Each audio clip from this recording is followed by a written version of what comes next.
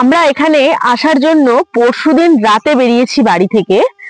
তো আমরা যেহেতু নতুন ক্যাম্পার্স, সেই জন্য আমরা আমাদের কাছে এখন থার্মাল ব্যাগটা এই মুহূর্তে নেই। তো আমরা একটা অভিনব পদ্ধতি অবলম্বন করেছি, সেটা আপনাদের দেখাবো যে কিভাবে মাছ মাংস এখানে নিয়ে এসেছি।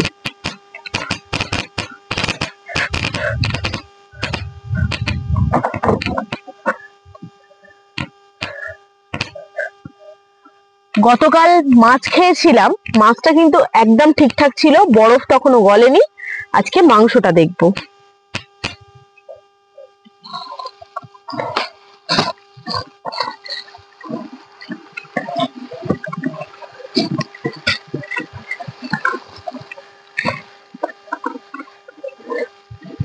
দেখুন, এরকম একটা থার্মোকলের বাক্স।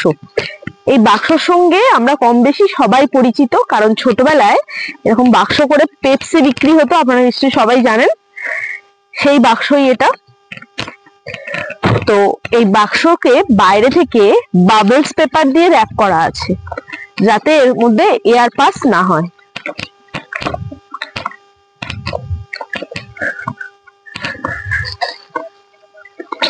এবার এটাকে খুলবো।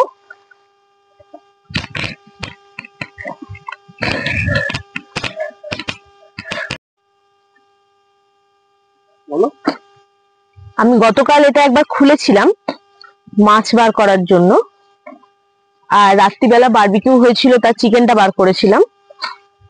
আজকে বাকি চিকেনটুকু বার করে এটা রান্না হবে।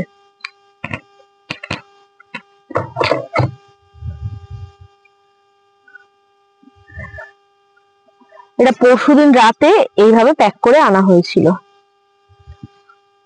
আচ্ছা, একটু ক্যামেরাটা এখানে।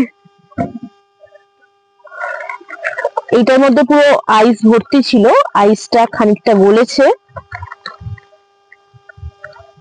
আর এই বক্সের মধ্যে পুরো আইস ছিল, সেটা গলেছে, কিন্তু ঠান্ডাটা কিন্তু এখনো বেশ ভালোই আছে, আর এই আইসটা এখনো শক্ত আছে। সুতরাং ঠান্ডা যেহেতু এতটা আছে, মাংস কিছু হওয়ার কথা নয়।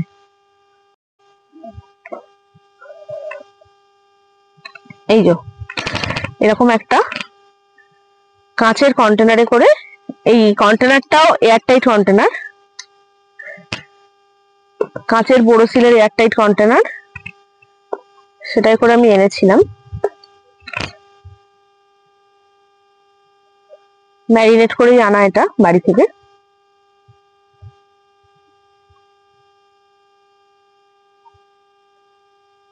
এই পটটা যথেষ্ট ঠান্ডা আছে।